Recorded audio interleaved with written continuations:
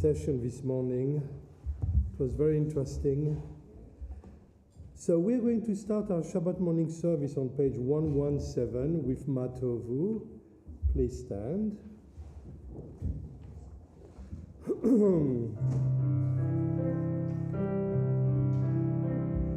Matovu alecha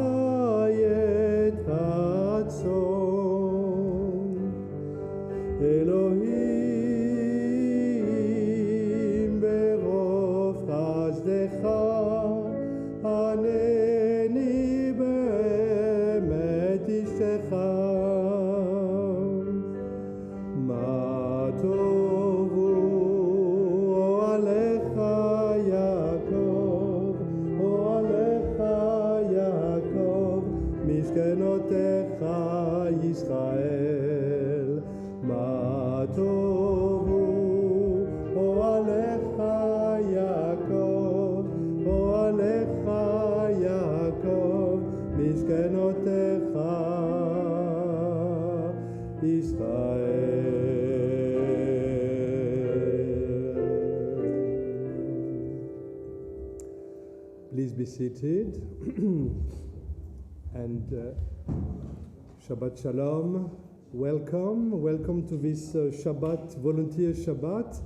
And I wanted to extend a warm welcome to Victoria, who came today, and she helped us to think about very important questions about the world as it is and the world as it should be. And many good ideas came out of this conversation. So thank you for kickstarting that, Victoria.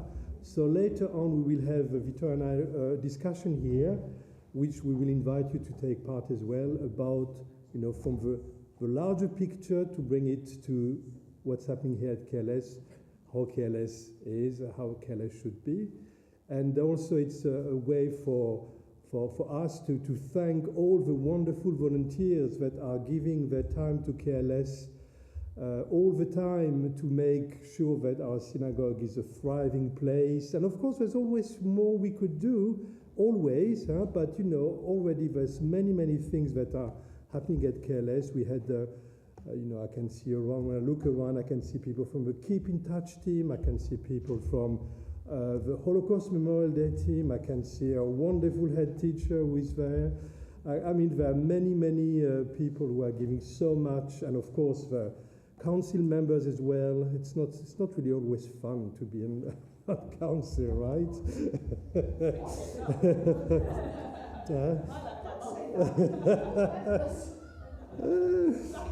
Yeah, but it's great fun. Don't listen to him. We get to talk about him behind his back.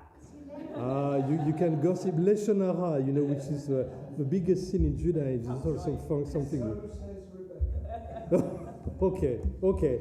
Let's go back to the story.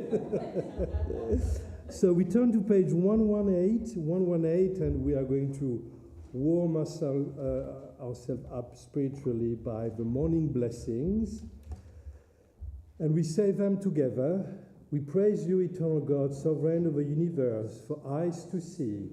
We praise you, eternal God, sovereign of the universe, for clothes to wear. We praise you, eternal God, sovereign of the universe, for the joy of freedom. We praise you, eternal God, sovereign of the universe, for the power to rise. We praise you, eternal God, sovereign of the universe, for providing for all our needs. We praise you, eternal God, sovereign of the universe, for daily renewing our strength. We praise you, eternal God, sovereign of the universe, for the blessing of sleep and the privilege of waking to a new day. And this is the world as it should be, precisely what... And also forgot to welcome Holly, who lives in Surbiton, and she's a visitor today, and hopefully, if you welcome her properly, she might actually stay with us. So be kind, I can tell you. For the whole service, yes. But, Philip, I can reassure you there's no sermon today, so you're going to have to... You're going to have to do your nap later at home. Yes, we wanted his Shabbat morning nap, so you're going to have a Shabbat afternoon nap. Page 119. Baruch she'amar v'haya olam baruch hu, baruch ata Adonai Eloheinu melech haolam, המהולל בפי עמו, משובח ומפואר בלשון חסידיו ואהבדיו, בשברות ובזמירות נגדלך ונמלירך מלכנו יחיד העולמים, ברוך אתה אדוני מלך מהולל בתשבחות. With the coming of day and night I will enter the covenant of God, and when evening and morning depart I will recite God's decrees. God Most High, you are my righteousness, you teach me goodness, you are the fountain of knowledge, the dwelling place of holiness and the summit of glory. Eternal might and majesty are yours. I will choose whatever you teach me, gladly accepting your judgment. As soon as I move my hands and feet, I will praise your name when I go out and when I come in, when I lie down and when I rise up. When I rest on my bed, I will sing your praise, and in the company of my friends, I will praise you with the words of my mouth.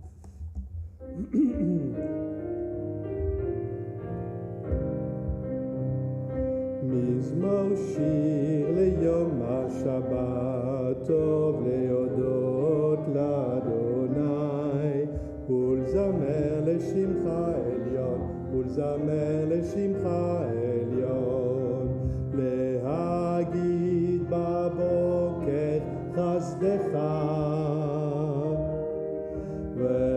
ואמונתך בלילות, עלי עשור ועלי נבל, עלי היגיון בכינור. מזמור שיר ליום השבת, טוב להודות לאדוני, ולזמר לשמך עליון, ולזמר לשמך עליון. כי שימחתני אדוני בפועלך,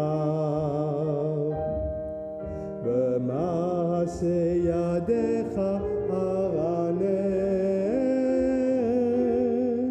מה גדלו מעשיך אדוני, מאוד עמקו מחשבותיך. מזמור שיר ליום השבת, טוב להודות לאדוני, ולזמר לשמך עליון, ולזמר לשמך עליון.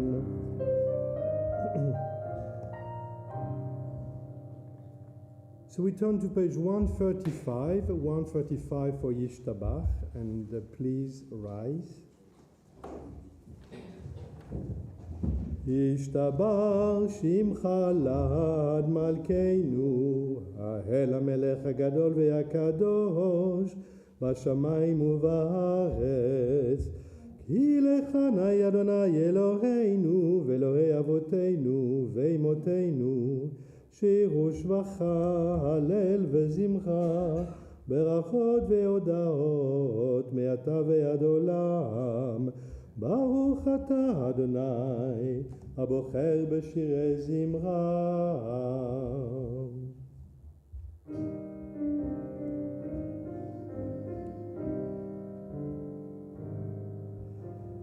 Lai da lai lai lai lai lai lai lai,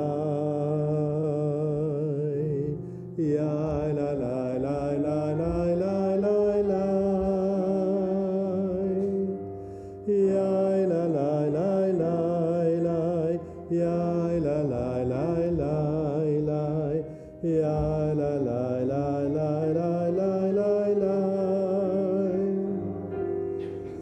ya ya la lai lai lai lai lai lai lai lai, ya la la la la la la, ya la lai.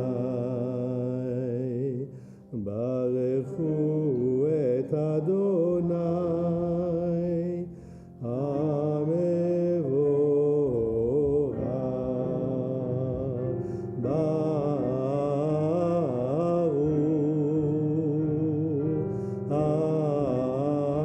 אדוני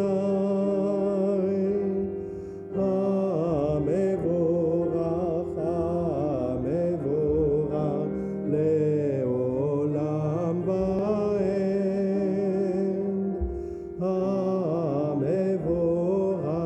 המבורך, המבורך לעולם ועד. Please be seated. On page 136. We praise you, Eternal One, our God, sovereign of the universe, maker of light and creator of darkness, author of peace, and creator of all things. In your mercy you give light to the earth and all who live on it, and in your goodness you renew creation continually day by day. How manifold are your works, O God! With wisdom have you made them all. The world is full of your creations.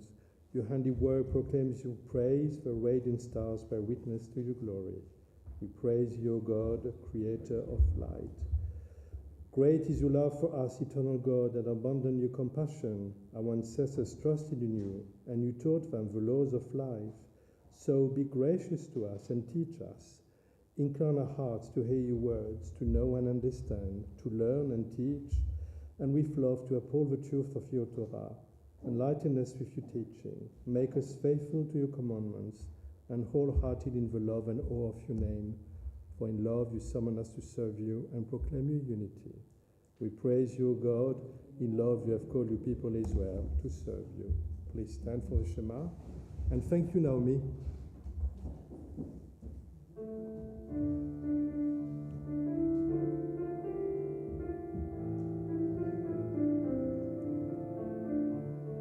Shema Yisrael, Adonai Eloheinu, Adonai Echad. Shema Yisrael, Adonai Eloheinu, Adonai Echad. Shema Yisrael, Adonai Eloheinu, Adonai Echad. Shema Yisrael, Adonai Eloheinu, Adonai Echad. Baruch Shem Kevod Malchuto Leolam Vaed. Baruch Shem Kevod Malchuto Leolam Vaed. Shema Yisrael, Adonai Eloheinu, Adonai Echad. Shema Yisrael, Adonai Eloheinu, Adonai Echad. ואהבת את אדוני אלוהיך בכל לבבך ובכל נפשך ובכל מאודיך. והיו הדברים האלה אשר אנוכי מצווך היום על לבבך, ושיננתם לבניך ודיברת בם, בשבתך בביתך ובלכתך בדרך, ובשורבך ובקומך, וקשרתם לאות על ידיך, והיו לטוטפות בין עיניך, וכתבתם על מזוזות ביתך ובשעריך. למען תזכרו ועשיתם את כל מצוותיי, והייתם קדושים לאלוהיכם. אני אדוני אלוהיכם,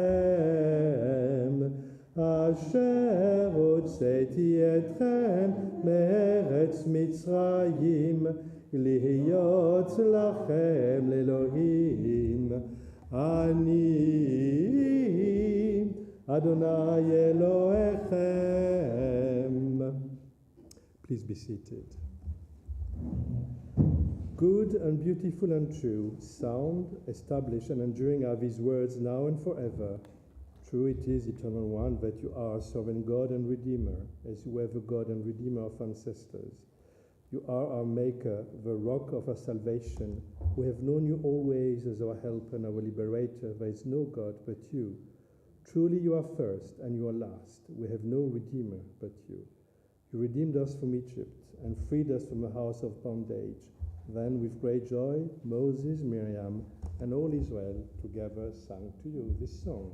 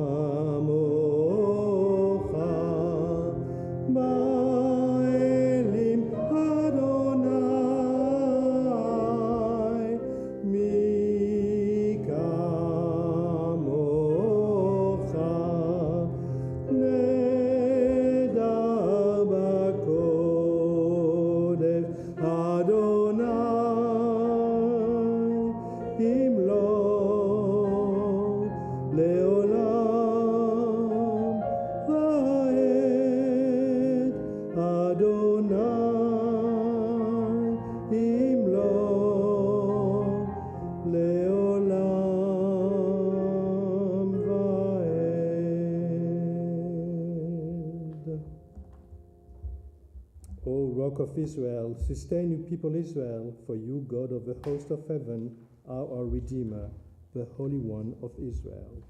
We praise you, God, Redeemer of Israel. We're going to use the Magen Avot, the Imaot version for the Amidah, so they are here, if you can just pass them around. So we're going to sing together the Adonai Sfatai, and at the end we'll say Shalom.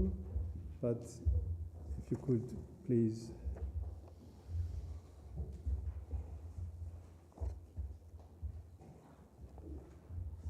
stand.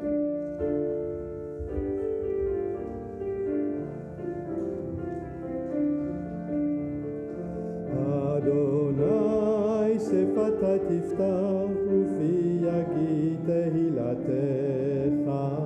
Eternal God, open my lips that my mouth may declare your praise.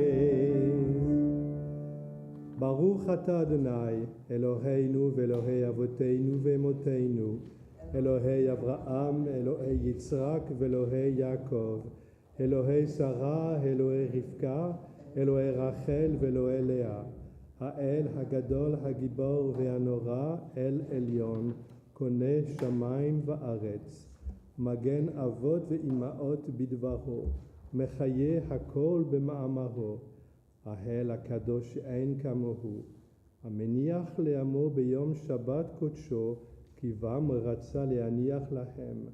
לפניו נעבוד ביראה ופחד, ונודה לשמו בכל יום תמיד.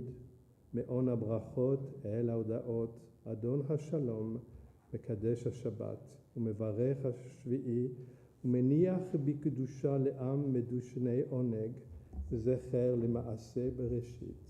And we read together. Blessed are you, Adonai, our God, and God of those who came before us, God of Abraham, God of Isaac, God of Jacob, God of Sarah, God of Rebecca, God of Rachel, and God of Leah, great, mighty, and revered God, God transcendent, maker of heaven and earth. With a word you shield your ancestors, with a phrase you give all things life, sacred God beyond compare, who took joy in providing rest for your people on your holy Shabbat day.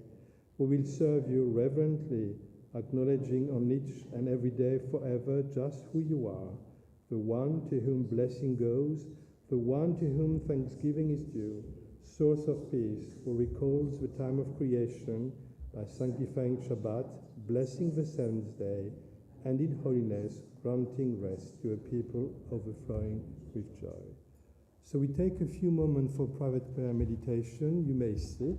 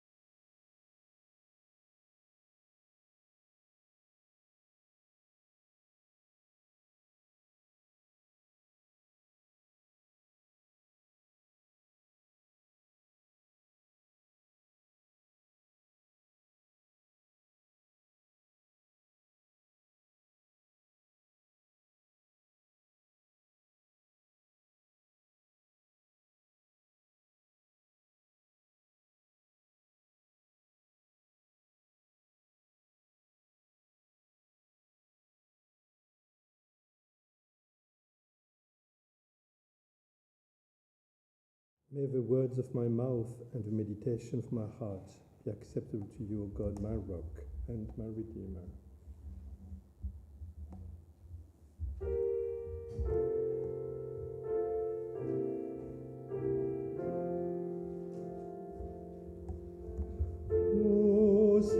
Shalom b'momav uyaseh shalom aleinu ve'al kol Israel ve'al kol bnei Adam.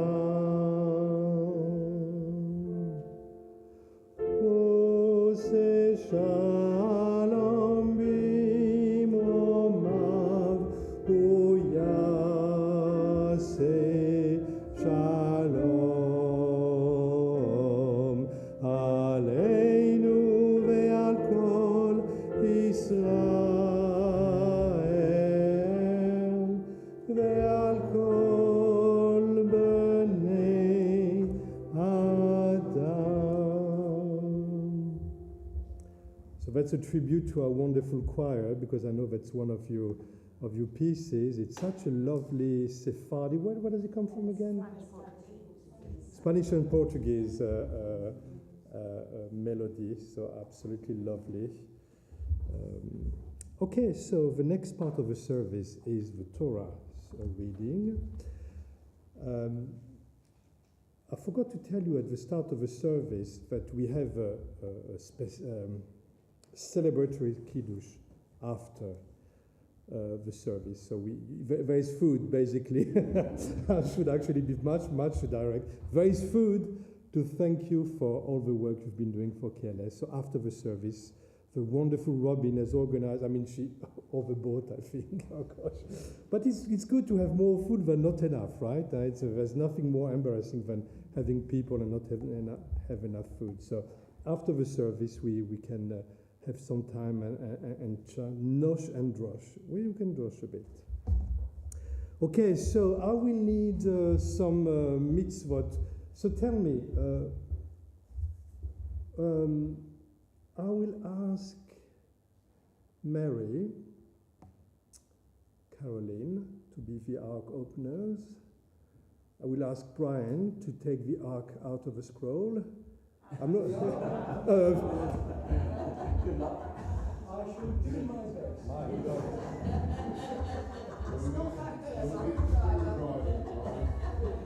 Wow. Well, I think I need to sleep, right? Why did I say that? It's interesting. Yeah. So, Dr. Freud, what does it mean? And maybe also Dominic and Tracy. So Tracy can learn also how to undress the scroll under the guidance of Dominic. And I think we all set. Brilliant. So it's going to be Al Shlosha Devarim just. But first we need to say the prayers for the beginning of the service, of the Torah service on page 481. En kamocha va'elohim Adonai ve'en kemaasecha malchutecha malchut kol olamim u'memshaltecha bechol dor v'ador. Please stand. Adonai melech, Adonai malach, Adonai yimlok leolam va'ed. Adonai yos ve'amo yitem. The middle one. Adonai yevarech et amo v'shalom. You can close the eyes. Shema Israel, Adonai Eloheinu, Adonai Echad. Echad Eloheinu, Gadol Adoneinu, Kadosh Shemo. Gadelu Adonai iti unechumama Shemo yachdav. Rebecca. Now I can. Now, yeah. Okay.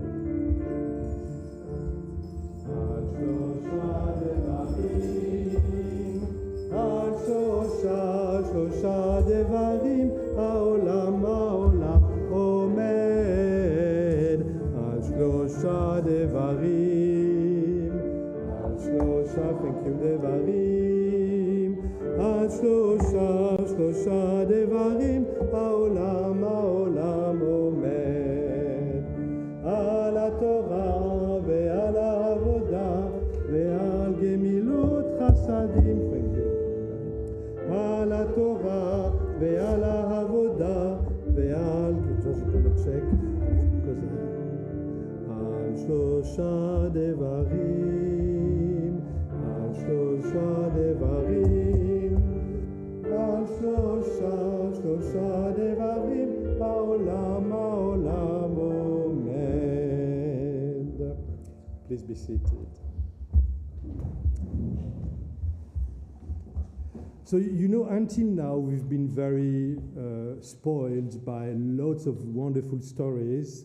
And Victoria talked earlier about relational power, about, you know, how the story we tell each other actually create connections, and we enter to someone else's world, and we share things, share values and ideas, etc. So it was the same in Torah for the first part. It's mainly stories about our ancestors, and we know that they are not heroes. I mean, they're not heroes in a Greek sense. They're not perfect, far from that. And if you read the other parts of the Bible, like King David was a womanizer. And he also sent to sorry, Philip. He looked at me shocked. Yes, I'm sorry. King David was a woman. You can't believe it. No. And he even sent to death one of his, the husband of the wife he was actually coveting. So these people are not heroes in the sense of perfection, but they are human heroes in the sense that they they're like us, with ups and downs, good and bad, and struggling to find their way into the world. And I think this is why these stories are so powerful. But from now on, we started last week, and now it's mainly that, apart from a few stories later on in the book of Numbers. From now on, it's about halakha, it's about law, how you should do things, which sometimes is very interesting, and sometimes you wonder, wow, okay. And especially now, we're starting to talk about the tabernacle, this portable sanctuary that our ancestors had in the desert, walking around 40 years because, they were stiff-necked, stiff-necked, huh? Yes, yeah. And they didn't obey because, what Jews do, they don't obey, they don't listen, we know that very well. It's already in the Bible, huh? So did I tell you once, someone asked me, what book shall I read before applying to rabbinic school?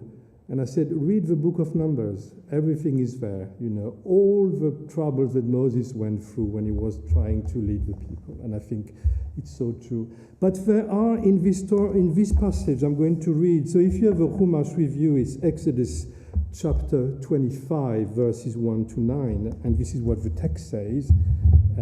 It's very, very powerful, and I will talk to you a bit later about that.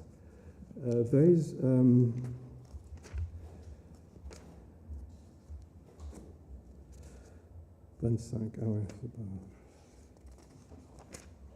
So God spoke to Moses, saying, tell the Israelite people to bring me gifts, in Hebrew truma. You shall accept gifts for me from every person whose heart is so moved. And these are the gifts that you shall accept from them: gold, silver, and copper, blue, purple, and crimson yarns, fine linen, goat's hair, tanned ram skins, dolphin skins, and acacia wood, oil for lighting, spices for the anointing oil and for the aromatic incense, lapis lazuli and other stones for setting, for the ephod and for the breastpiece. And let them make me a sanctuary that I may dwell among them, exactly as I show you the pattern of the tabernacle and the pattern of all its furnishings, so shall you make it. So that's really the start of the building of the tabernacle. And what's really interesting is we don't ask a company to do it. People bring their terumah, people bring their gift, people contribute to the building of the tabernacle. And when we talked about having a volunteer Shabbat with Rebecca and Craig, I thought this is the perfect one because it explains, with Torah words, what's important in community building. So we're going to do a communal aliyah, because I think today it's about all the volunteers, and lots of you are here, so I'm going to ask you to stand now and to say the blessing before the Torah is read. We say together, it's on page 482. Baruchu et Adonai HaMevorach, Baruch Adonai HaMevorach leolam va'ed, Baruch Ata Adonai Eloheinu melech haolam, asher bachar banu mikol ha'amim, v'natan lanu et torato, Baruch Ata Adonai Noten HaTorah. Amen. Please be seated.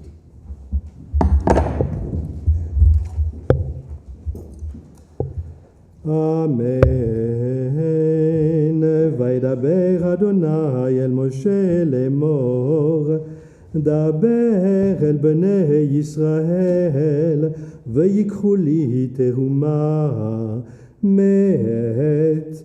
כל איש אשר ידבנו ליבו, תיקחו לי את תרומתי, וזאת התרומה אשר תיקחו מאיתם, זהב וכסף ונחושת, ותכלת וארגמן, ותולעת שני ושש עזים, ואורות אלים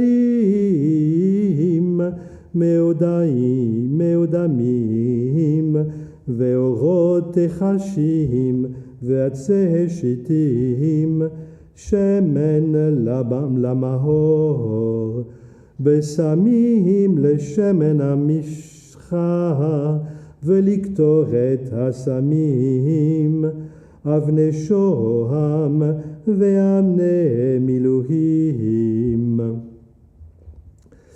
לאפוד ולחושן, ועשו לי מקדש, ושכנתי בתוכם ככל אשר אני מראה אותך,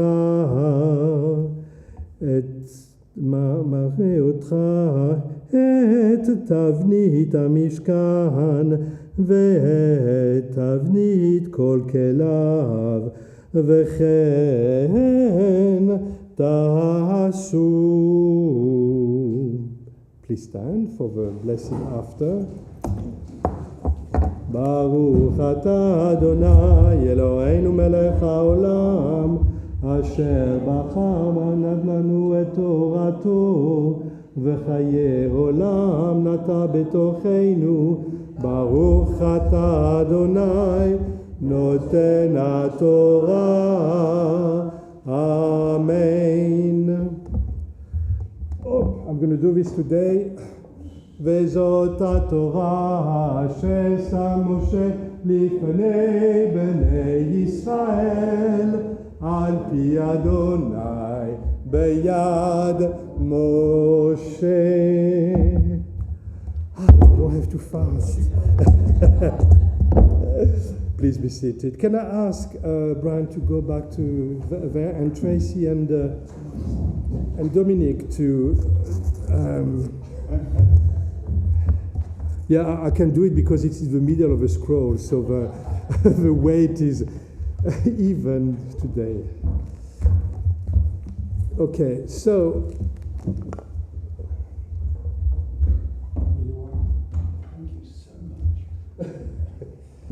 Okay, so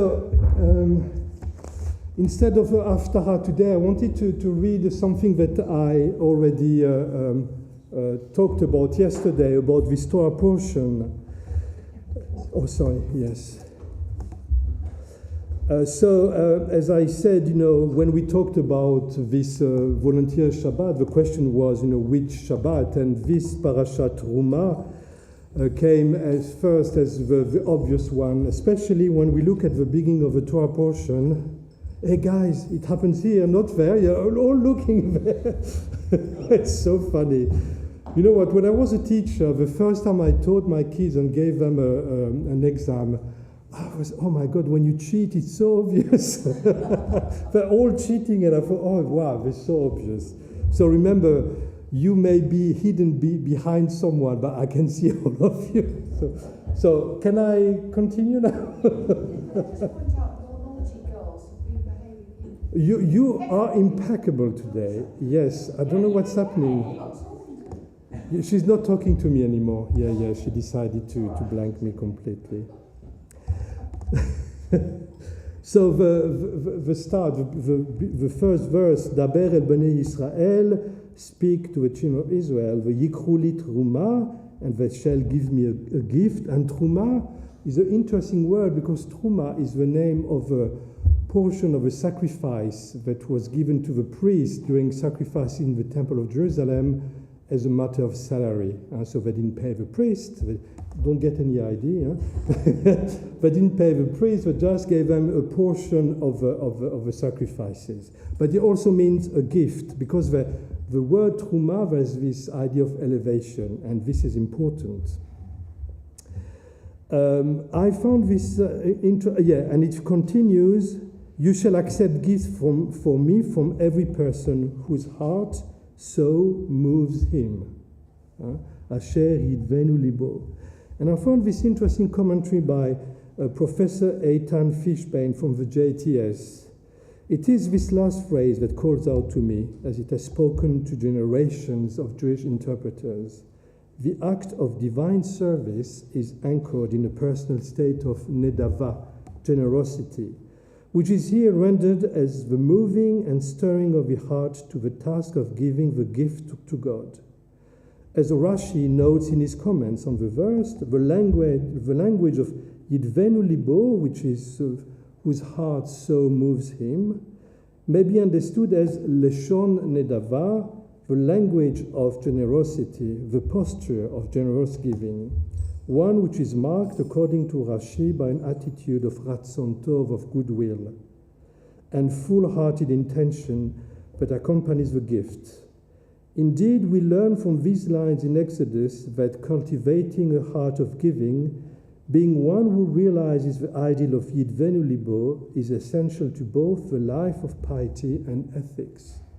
So in other words, when we open our hearts with compassion and generosity, we become truly elevated. And even more so, if you look at the end of the portion I've read for you, Ve'asu li mikdash ve'shachanti betocham, they shall make a mikdash, a sanctuary for me, and I shall dwell among them. When we build something on strong foundations, on strong ethical values, we bring God to dwell among us. When we create communities based on compassion, love, and generosity, we create sacred places where God can dwell and enlighten us. And I was really, really interested and struck by the fact when we had this session earlier that, the word as it should be, the second question, you described a lot what careless is about. And I thought, wow, so we did something good. We managed to create this community already. So if we can do this on our little level, if we can create a community of compassion, of love, of care. And again, I'm not saying that it's always happy days at Keles. We have tensions sometimes, disagreement, and some. But we have created a community that even though sometimes we can hurt each other, but we also have the tools to heal. And I think that's so important to create a place where this happens. Let's not be naive, let's be realistic. Human beings are hard work, and we know this all the time. And we can hurt each other, and we can be hard on each other sometimes. You can be, angry, etc. But what's important is not that. What's important is what you make of it. What's important is how you can actually repair relationship, heal relationship. And I think Keles is really, really strong at doing that. So that was this in lieu of the Haftarah taken from the prophet who spoke 25 centuries ago. I thought that I wanted to bring something really related to what we're doing here today. Lastly, yes, forgot to say, a community is what you make of it. We can't sit idle and expect everything to be given to us. And that's really important to remember. A community is only strong as its members' commitment. And remember, when you help others, when you are ready to give with the heart of nedava, of generosity, in the end, by helping the others, you're helping yourself as well. Right, so we are going to continue our service.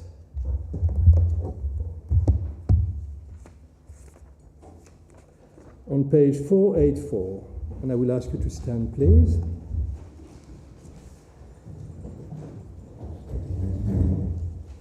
Eternal God, whose dominion embraces the universe, we ask your blessing for our sovereign King Charles and all the royal family, for those who govern our country and all who influence the quality of its national life.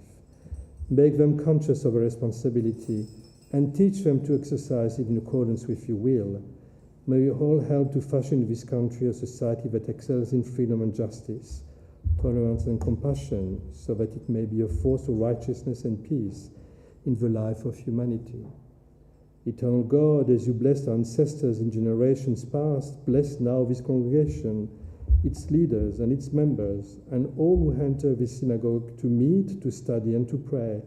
Comfort the sorrowing hearts among us, and heal those in anxiety or pain. May we all find here community and friendship, renewal of purpose and hope, a deeper understanding of our heritage, and a sense of your abiding presence.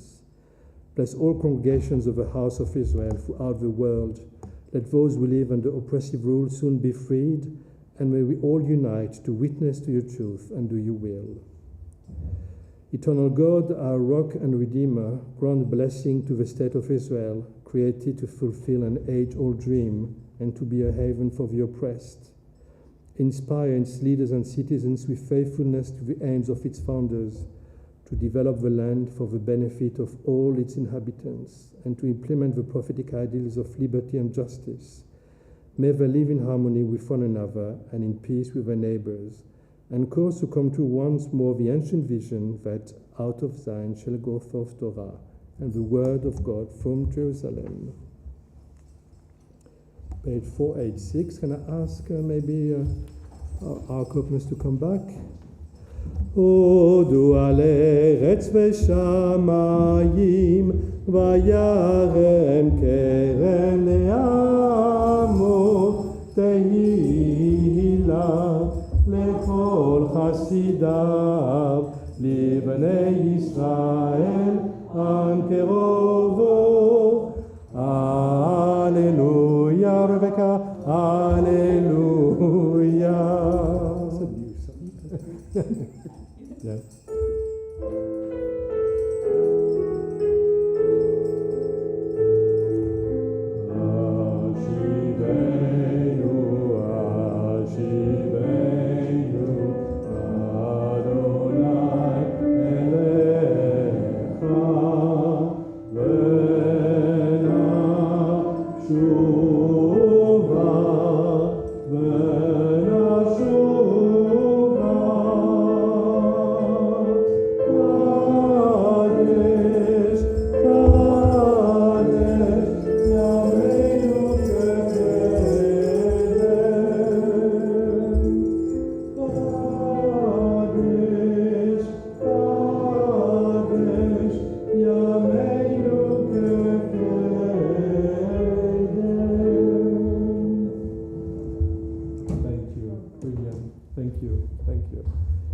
Seated.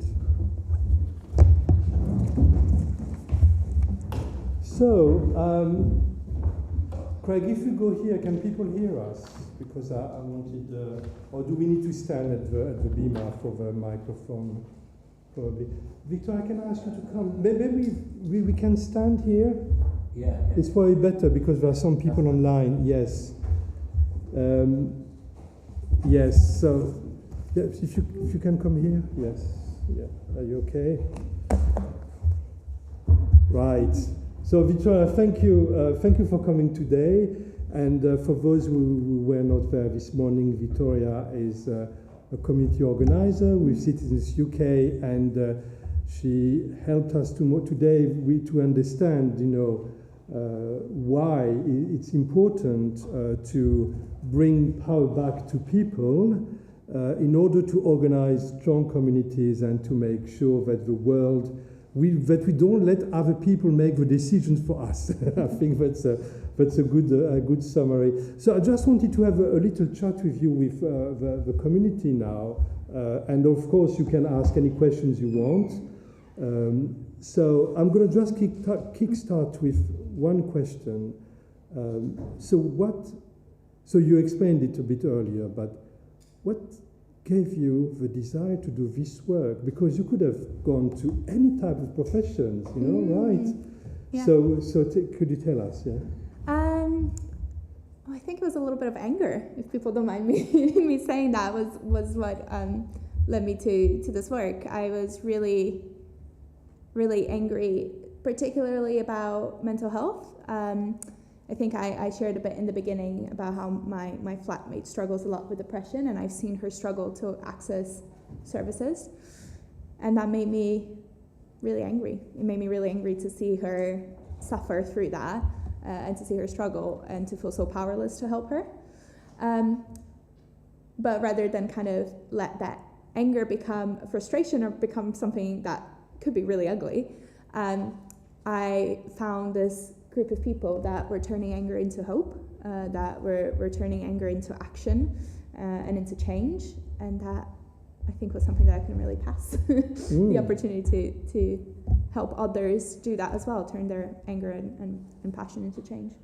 That's very interesting, because Brian is organizing a discussion group, and I think we're meeting on Monday to talk about anger. Is anger a good thing? And I think it's a very important question. I don't want to start the conversation now, because if you want to come online, please ask Brian for the link. I think it's anger is like pain. When you're angry, when you're in pain, it's a sign that something is not right. And we tend, because we educated to be always nice little kids, always smiling and always giving the best. But actually, we need to listen to that. In your experience as a community organizer, what kind of advice would you give to careless to organize themselves? I mean, I'm not saying that there's nothing happening, on the contrary, but I'm going to quote Brian again. So the other day, Brian said, we live on this earth 1 minute, one little minute. Why would we give our time? And I thought it's so powerful. We have one life, so why? Well, what prompts people to actually decide to volunteer, and what can they find in them to give them the desire to do that? I love that question so much, because I think the biggest piece of advice that I would give is to just listen to try and understand what that desire in people might be.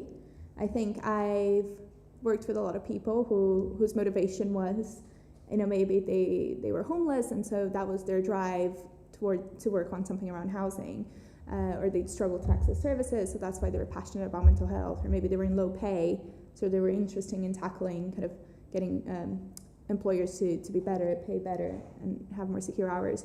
But I've also worked with people whose drive was completely different. Maybe their drive was to just meet other people, connect with others. I certainly, when I started finding out more and more about citizens, part of what kept me going, besides that anger, was this need to connect with people, because I'm not from here. I'm originally from Brazil. I think building a community in London and being able to connect with others was something that kept me in this work as well, and that gave me energy. And I think other organizers listened to that. They listened and recognized this desire within me, this interest, and were able to find opportunities for me to get involved that related to that. So I think listening and doing that first, going from what people want rather than trying to impose something that's already set, would be my very advice. good. Thank you, Victoria. I think it's what you say is very powerful about listening to and listening inside as well. It's very important. So I'm not going to talk much, because I know you probably have questions. So if you wanted to ask questions, but before that, there will be a follow-up on this Shabbat in the coming weeks. You won't have a sign-up sheet, this is what you need to do next week. Just to give you time, just think about, what you're passionate about, what makes you angry.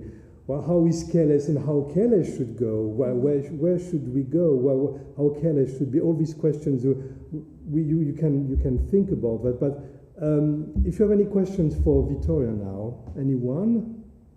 This is not a question, but it is a common response. I would love to help, but, and this goes to people in full-time jobs, especially. So in our community, it falls upon those that are not otherwise occupied to be volunteers. So it cuts down the number available. Yeah, and I think we do try, I guess, both on a kind of principled side, but also on a very practical and logistical side, to try and minimize that, to make sure that as many people as possible are able to participate. And like I mentioned, I think tackling low pay and insecure work is one of our main priorities, especially kind of right now with poverty and cost of living. And as you can imagine, we work with people that work multiple jobs because of the insecure nature of the work. And sometimes a challenge. It means having meetings sometimes really early in the morning and really late at night to be able to accommodate for that. So there are some kind of practical sides that we try and take to make sure that we can access as many people as possible can access this community and this way of creating change. But we've also kind of listened really carefully to them and what they're interested in and what kind of things they want to act in, so that it's worth their while. So acting with these kind of like more vulnerable communities can present challenges, as can like working with people in full-time jobs. So we always try to accommodate from both a practical side, but also a making sure that we're working on what people really care about aspect. Thank you. If that made sense. Yeah, and I think also the answer to that is it's not all or nothing, you know. I'm working, therefore I can't do anything, I can't commit, 8 hours a day. You know, if you think about the needs of a community, there are many, and it can be just a few hours a month, and it can be, it depends on how much you want. Some people like Craig or Rebecca, especially when they started as co-chair, they had so much work to do that it was, almost a full time for you guys. I remember working so hard. When we had, I'm not going to go there, some issues to solve, let's put it this way. It was a lot of work, lots of work. So it's about balancing the time you have and the time you have to, bring food to the table is, your priority, obviously. Yeah. I think, there's a phrase, that's a thankless task. So I think with volunteering, there are some tasks that are not thankless tasks. You get an immediate buzz from doing it. But then there are some tasks that, like washing our parts, or we've had a community meal, that's kind of not like you don't get an immediate buzz, like, if you're teaching kids in the religion school, you get the, you see the excitement of the kids and you get a buzz from doing it. So I think maybe there's a challenge in somehow making the thankless tasks into better tasks in a way, and make them more, somehow maybe make them more communal. Yeah. So maybe have like 2 or 3 people doing it instead of like one person doing it on their own. Maybe we have to restructure some of the tasks. So that's what I was thinking. So for instance, lots and lots of us are involved in this Holocaust Memorial Day project. We don't have a problem getting volunteers because we're 80 people and people just want to join in because it's a big community of people and you get immediate feedback from, because it involves schools and kids and so on. It's not the same as washing up dishes, cleaning the candlesticks, or washing the tea towels, or all those things that have to be done to keep the synagogue going. So that's what I think is a bit of a challenge, making all the tasks more fun.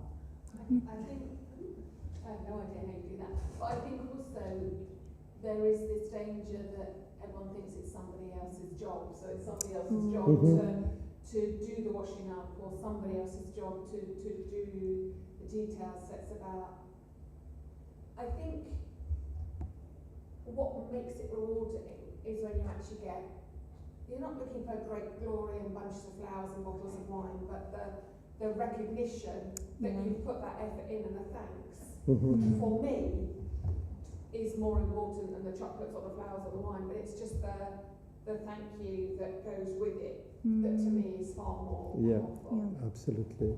Yeah, we had we had an assembly about a year and a half ago, and one local leader that I worked with, he was really good at doing kind of audio visual stuff. So he volunteered to do that. And the audio visual was like in a tiny room that was closed off from the rest of the theater. So he was quite literally like behind walls. People couldn't see him. But even though that he was cut off, we tried to make it communal. So he came to every planning meeting. He was part of the team that was putting on this assembly, even if on the day he was going to be removed from the thick of it. And also, at the end, when we were doing the evaluation, the AV, the audiovisual, got a big shout out because it went on without a single glitch. So everyone kind of gave him a round of applause, like you were saying, the recognition of that he was a part of it and that his contribution was really, really valuable. So yeah, I think you're right, and we make sure to do as much as we can, but I'm sure there are roles and tasks that are often overlooked as well. Sorry. Yeah, absolutely. So, Jill and Ventina. Yeah. I think we all volunteer because when you retire, you need something to do. And so, in my case, I volunteer at the Kingston Hospital and I do Nightingale, so it's normal. Do Nightingale. And I think also when we work part-time, as I did, we fill in the gaps. We fill in the gaps by doing voluntary work. Kingston Hospital always needs volunteers. And, it's very satisfying. And also the synagogue, the choir, some of the things that we do. I mean, we're always watching that after the Kavura suppers. Certain things we all kick into action. A good point, yeah. Can I just say that when, this is thinking a bit outside, but when we first started here, we got our building, and Brian was saying it's mainly the elderly that get involved and volunteer. But because when we got this building, and we had something to strive for, all the young people and children came and gave their time. There was nothing in the newsletter that says we need help, volunteers. Everybody came because we had something in those days to strive for, to make this community, make it, and then gradually over the years, it was here. Everything was running smoothly. And then all of a sudden, people thought, well, I've got nothing, and other things came into their mind. So I don't know how we can get over that, maybe build a shed and get everyone. But that's what we used. So it was all the young, not the elderly, all the young and the children. And from that, which was lovely, we found the community, and it wasn't volunteering, we were just there doing it. So you could argue, is the word volunteering? It's about owning it. Owning it, yes. We own the synagogue. This is everybody's synagogue. Yes. So is that word old-fashioned? Is it? I don't know. Yeah. So we had the youngest group of children who obviously didn't understand what the word volunteering means, to create a mosaic in the garden. So the whole community came together. See, that's wonderful. But they volunteered because they could see there was an end point. Yeah. They could see that they were contributing to something that would be beautiful in the end. And I wonder as well if it's also because there was a very common thing together, like it was a very obvious and clear thing that everyone had in common, which was working towards this building. And I think this idea of finding that common issue or that common ground, that common thing that we can work on, it can be challenging if it's not as obvious as a building or working on something like that together. So it can take a little bit more time, maybe a little bit more digging to find that common thread, I suppose, that would make everyone passionate and energetic. Following on from the thankless tasks, in terms of your experience, we've had a classic example this morning. So I walk in and I see somebody's offering me tea or coffee, then I think, yeah, that's lovely, tea or coffee. Then I look around and I think, whoa, who did that? How did that get there? And immediately the Jewish guilt sets in, because somebody, that didn't happen by magic. So how those thankless tasks, which have to keep going, we want these nice events. Because I actually said, wouldn't this be lovely to have, a pre-Shabbat breakfast anyway? And I think Brian is intending to try and do the discussion group sometimes, maybe before Shabbat, if I understand correctly. So we know that that's the right thing. We know these tasks, but But it's all very well sitting here saying, yes, we know. How do we make that jump? I mean, somebody has to. I'm not good at asking people to do things. I've led teams, and it's very hard. I find it very hard to delegate or to ask for help. That's interesting. I think it goes back a little bit to what was said here about ownership, because whenever we're planning something, we're planning it as a team, and everyone, in theory at least, has ownership over that action or that campaign, that movement that's going on.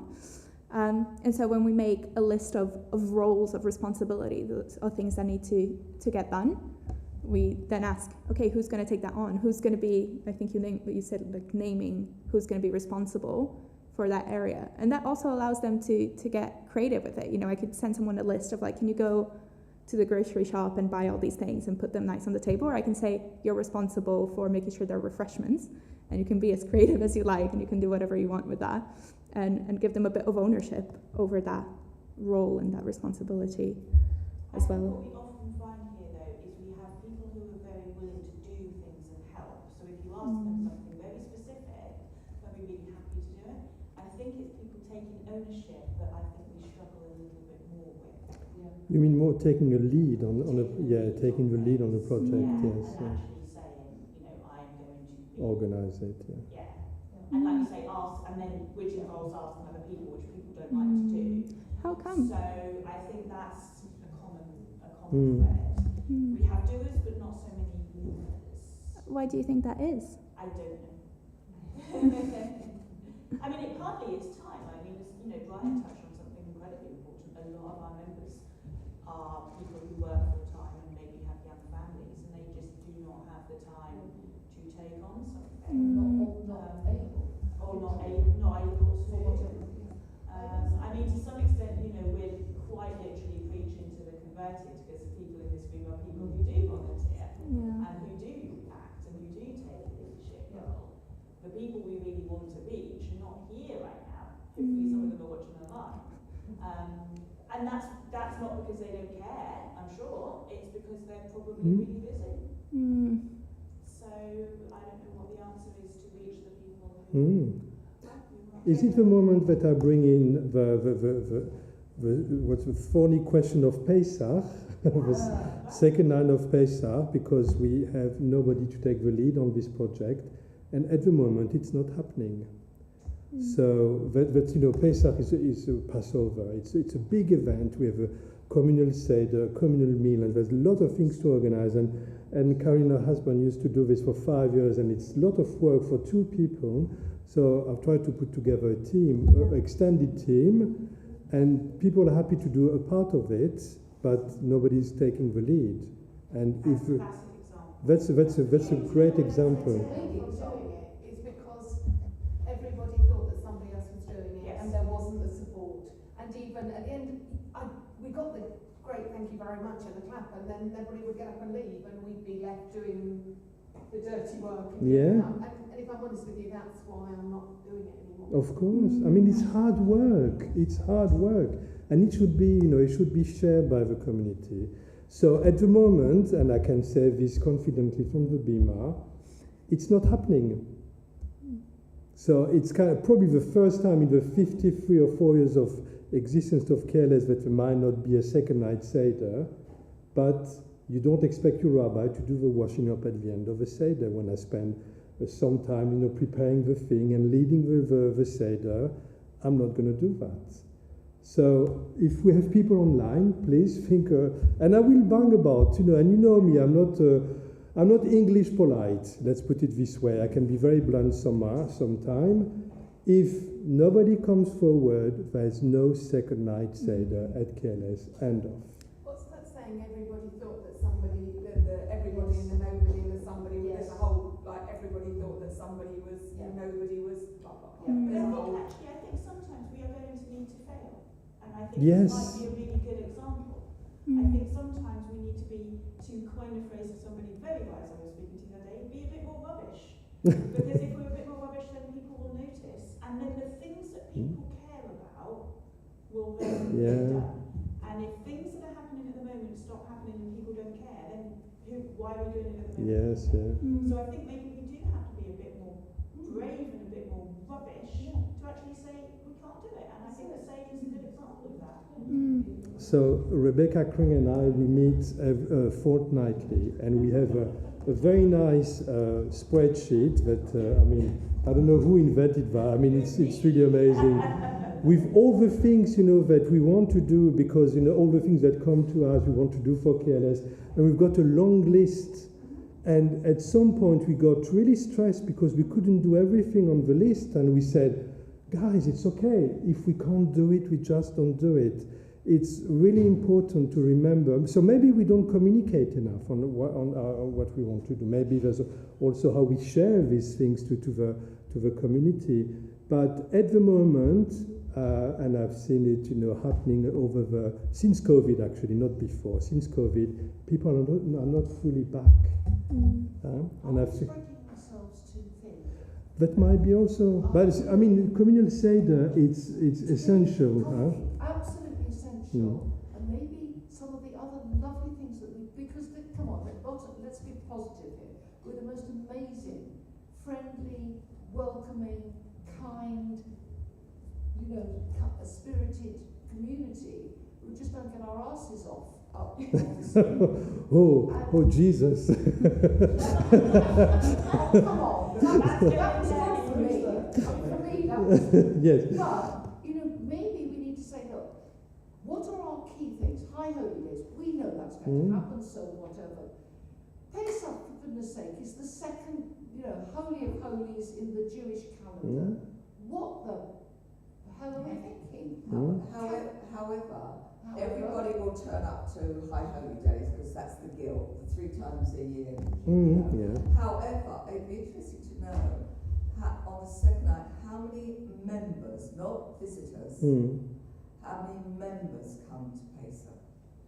So I think it's Craig who knows that. But maybe we shouldn't have this. Maybe we can have this later because I think it is already midday. But let's have this conversation because it's a very important one. We're still in the middle of a service, which is why I want to. Sorry. Yeah. So I think are you staying for lunch with us? Do you have time to stay for lunch? I have for a little bit, yeah. Okay. If I'm invited. Yeah. Oh, come on, of course. It gives Victoria a flavour of what we know. It's the that and the that, isn't it? Mm-hmm. Yes. Which Victoria sees probably time and time. Yes. Yeah. Yes. Yeah. But I like what you said about asking people individually to do things, because I know that can be really uncomfortable. And it also means being a bit vulnerable yourself and saying I need you to do this because it's important to me. But I would say it's also the best way to get people to do things, or to find out if they just don't care and if it's not worth doing. Because the worst you'll get is no, I can do this because I don't care about it enough. It's not something I want to spend my time in. Or maybe they're just waiting to be asked. Maybe they're just waiting to be asked and to get involved as well. I remember, very quickly because I know time. Please go. But at the assembly that we had in November, we needed someone to be timekeeper. And we put it to the group. I was like, is anyone up for being timekeeper? And you see those things where no one looks at you, no one makes eye contact because they're scared. And so no one was up for it because it meant ringing the bell when decision makers and people were speaking too long. And then I asked. Yeah.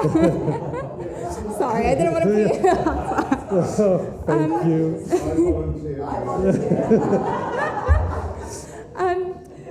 Well, I didn't have that reaction when I asked. So instead, at the end, I came to one person in particular. I was like, would you be up for doing this? Because we really need someone to do it. And she was like, okay, yeah, I'm up for it. I was just asking, and it was a bit uncomfortable, having to kind of push and ask, but we needed someone to do it. And she was actually keen, and she really enjoyed it. Yeah, because she was too embarrassed to say no in front of everyone else. No, I asked her one-on-one. I was one-on-one. One-on-one, yeah. It wasn't. I didn't put her on the spot like that. That would have been a bit mean. So you can expect some visit from me for Pesach? Okay, I think we can stop this now and we can definitely continue this conversation. So Victoria, thank you so much. Thank you. That was amazingly brilliant. Thank you. Thank you.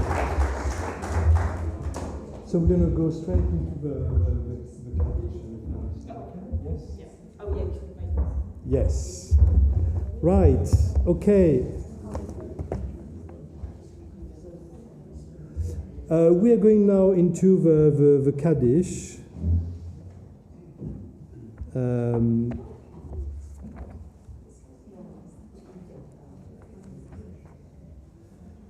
On page 524, I will ask you to stand. Is there any names you would like to remember today before we say yes? My very good friend Alison died on Monday from breast cancer. I know it's not there, but can I mention my surrogate daughter who's going through a tough time in New Zealand? We shouldn't say the Kaddish for someone who is alive, huh? Yeah, so we can say a Mishe Berach at the end of the service. We will do a Mishe Berach, but not Kaddish. Yes. I can't remember his name, the guy that Putin just killed. Navalny, Alexei Navalny. Yes, yeah. And from KLS on the Shabbat, we remember Ivor Kiverstein, the brother of Keith Kiverstein. And say together, Yitgadal v'yitkadash shemei rabba, be'alma divarach chirutei v'yamlich malchutei, b'chayechon uvyomechon, ובחיי דכל בית ישראל, בעגלה ובזמן קריב ואמרו אמן. יהי שמי רבה מבורך לעלם לעלמי עלמיה.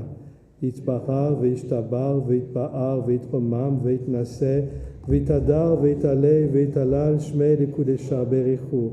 לעילה מן כל ביחתה ושירתה, תושבחתה ונחמתה, דאמירן בעלמה ואמרו אמן. יהי שלמה רבה מן שמיה.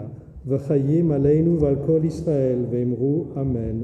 עושה שלום במרומיו, הוא יעשה שלום עלינו ועל כל ישראל ועל כל בני אדם, ואמרו אמן.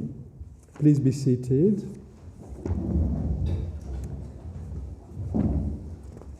So is it me? It's really, really hot in there. Yes. We're never happy. When it's cold, we complain it's cold. But it's quite hot, huh?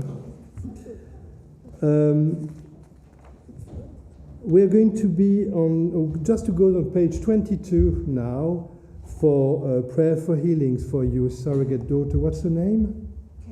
Katie. And if any other names you would like, people you know who are struggling with ill health, it's the time to say their name. 22. ויהי רצון מלפניך, אדוני אלוהינו ואלוהי אבותינו ואמותינו, שתשלח מעך רפואה שלמה, רפואת הנפש ורפואת הגוף, לחולינו בתור שאר החולים. May it be your will, eternal one, our God and God of ancestors, speedily to grant to perfect healing of body and soul to Katie. And is there any other name you'd like to mention? David. Sorry, say it again. Okay. And all who are sick. Baruch atah Adonai rofei hacholim. We praise your God, healer of the sick.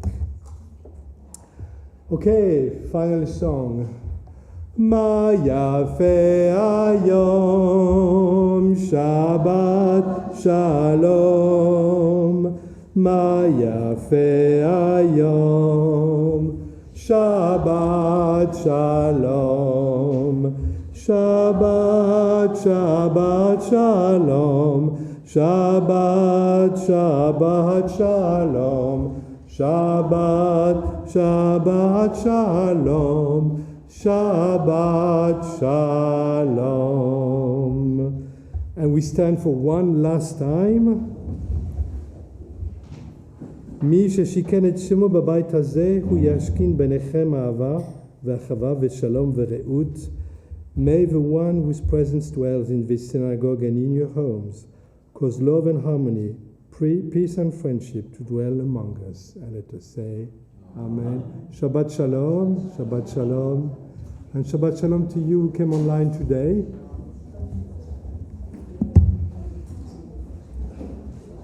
Oh.